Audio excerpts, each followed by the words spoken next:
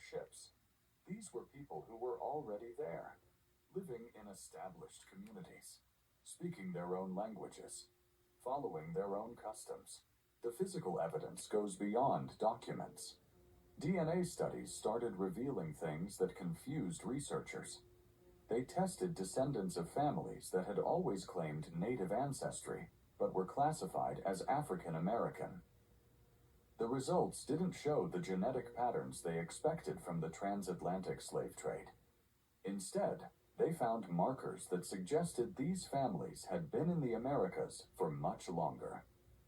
Generations longer. The scientists struggled to explain it because it didn't match what the history books said should be true. Look at the photographs.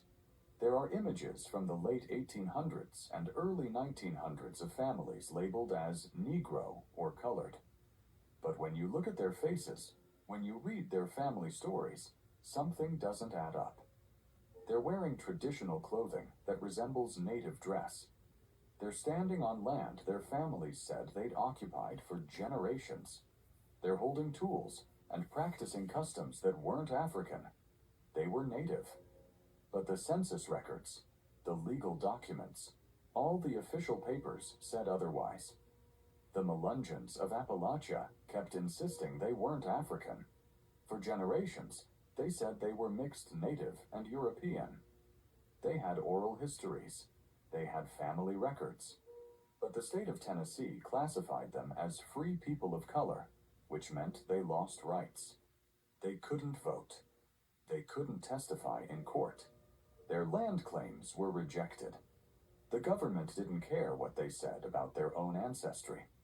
The classification had been made. The Lumbee people in North Carolina faced the same thing. They maintained they were native. They spoke a distinct dialect. They had traditions that connected them to the land.